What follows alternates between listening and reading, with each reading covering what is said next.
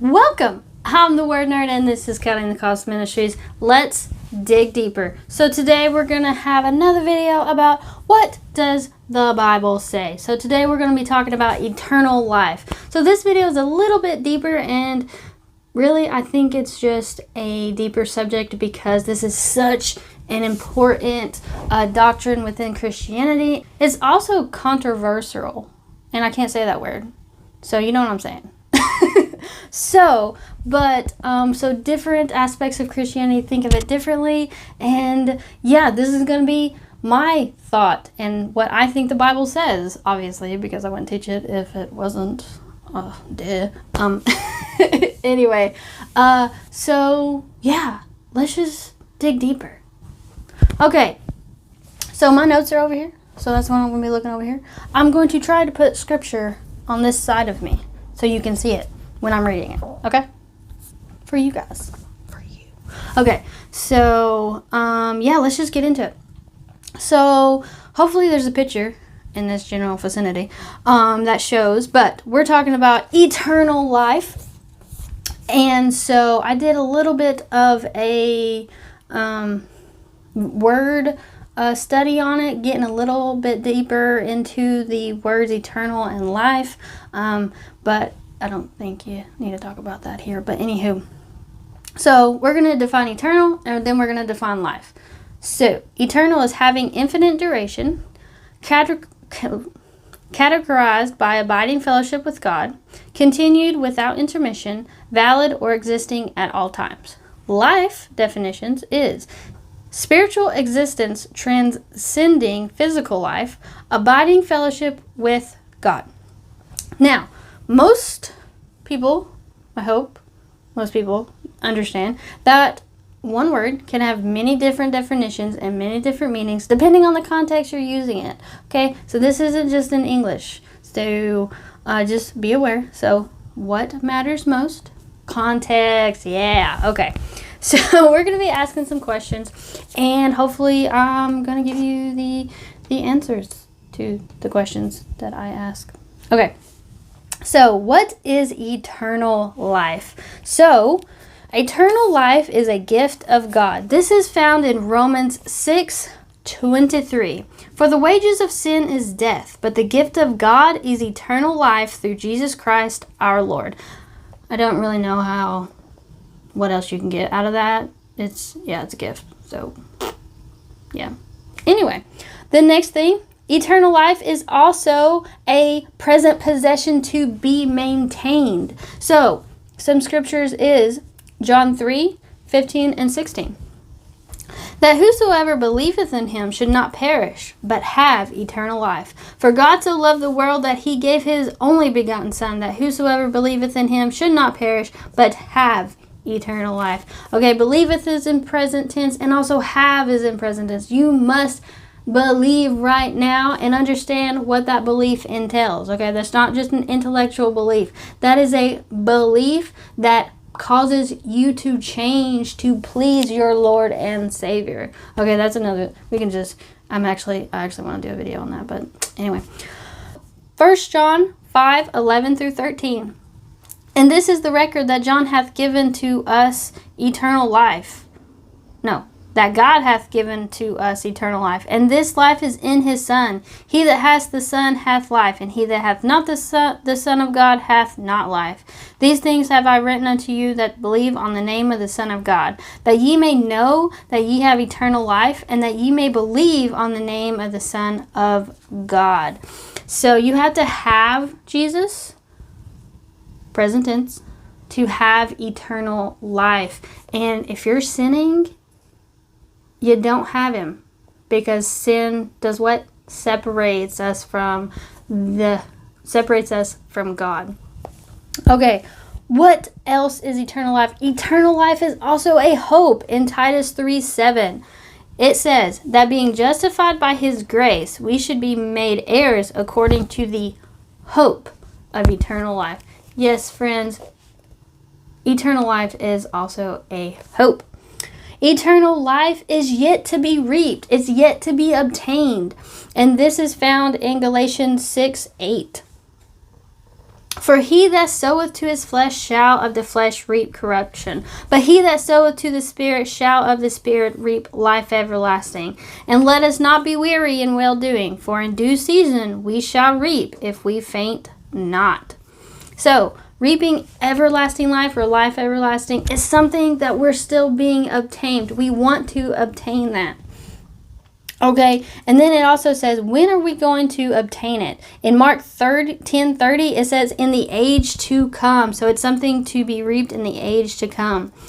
Mark 10:30, but he shall receive 100-fold. Now in this time, houses, brethren, sisters, and mothers, and children, and lands, with persecutions, and in the world to come, eternal life. All right. Eternal life is also a promise in 1 John 2:25. And this is the promise that he hath promised us, even eternal life. Eternal life is to know God and Jesus Christ in John 17:3.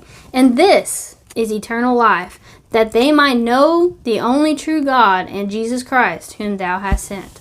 Eternal life is all of these things at one time, and you must understand that, I think, to really understand the entire thing. It's important. Like, it's not just one thing over here, and it's not just this. Yes, it's a present possession, but it's also a hope we are obtaining. It is two together. Okay. Now, the next question we're asking is, who is eternal life for? In Romans 2:6-11, we see that it is who continues in well-doing. Continues. 5-11. But after thy hardness and impudent heart treasured up unto thyself wrath against the day of wrath and the revelation of the righteous judgment of God, who will render to every man according to his deeds. To them who by patience continuance in well-doing seek for the glory and honor and immortality, eternal life. But unto them that are contentious and do not obey the truth, but obey unrighteousness, indignation and wrath, tribulation and anguish upon every soul of man that doeth evil, to the Jew first, and also to the Gentile. But the glory, honor, and peace to every man that worketh good, to the Jew first, and also to the Gentile. For there is no respect of person with God. So eternal life is for those who continue in well-doing. You must continue in the good things, in obedience of God, to have eternal life. Who is eternal life for? Those who sow in the Spirit. Galatians 6:8-9. For he that soweth in his flesh shall reap corruption, but he that soweth in the Spirit shall of the Spirit reap everlasting life. And let us not be weary in well-doing, but in season we shall reap if we faint not. So, you have to sow in the Spirit. The Spirit does not lead you to sin. So if you are in sin, friends, please repent and be converted. Let the Holy Spirit and God change you, give you a heart of flesh and not a heart of stone, to turn from your sin and follow Jesus. Eternal life is for those who continue in the Son and the Father. 1 John 2:24-25.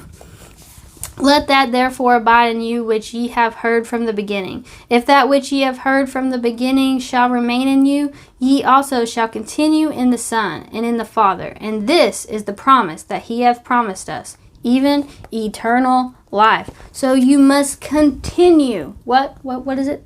Continue, friends. This is a present thing. You must continue in good. You must continue in doing right. Not sinning. No, not sinning. Okay. Who is eternal life for? Those who are born again. John 3:1-8. There was a man of the Pharisees named Nicodemus, a ruler of the Jews. The same came to Jesus by night, and said unto him, Rabbi, we know that thou art a teacher come from God. For no man can do these miracles that thou doest, except God be with him. Jesus answered and said unto him, Verily, verily, I say unto thee, except a man be born again, he cannot see the kingdom of God. Nicodemus saith unto him, How can a man be born when he is old? Can he enter a second time into his mother's womb and be born? Jesus answered, Verily, verily, I say unto thee, except a man be born of water and of the Spirit, he cannot enter into the kingdom of God. That which is born of the flesh is flesh, and that which is born of the Spirit is spirit. Marvel not that I say unto thee, Ye must be born again. The wind bloweth where it listeth, and thou hearest the sound thereof, but canst not tell whence it cometh and whither it goeth. So is everyone that is born of the Spirit. You must be born of the Spirit, friends. And being born of the Spirit means that you have a new heart. You are born again, literally. You are born again. You are born into the Spirit. And the Spirit follows Spirit. Okay. Now, we're going to talk about a few definitions that we talked about. So, in John 3, 15 and 16, you have eternal life in those scriptures. Have is to hold or maintain as a possession, privilege, or entitlement, to acquire or get possession of, obtain. Okay, so that's something that you have. Okay, you have and maintain that possession. Reap means obtain, and obtain means to win, to gain or attain, usually by planned action or effort. Okay.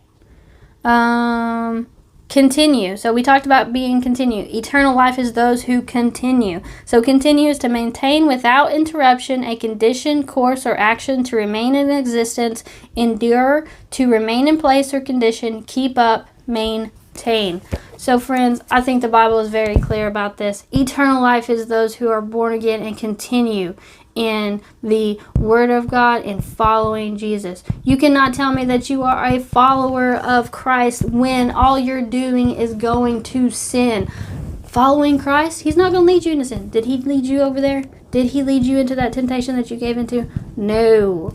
Please, friends, do not be fooled by the enemy, by the devil, who is only to kill, steal, and destroy your life. Okay? He's trying to blind you from the truth. Following God is about doing your best in God's strength, in Jesus Christ. I can do all things through Christ Jesus, and that includes not sinning every day, okay? Now, there can be so much more said, but I think we have said enough for this video. I hope you are encouraged and inspired to dig deeper into God's Word. It's amazing. But I'll see you in the next one, guys. Remember, God loves you and He's always with you. God bless.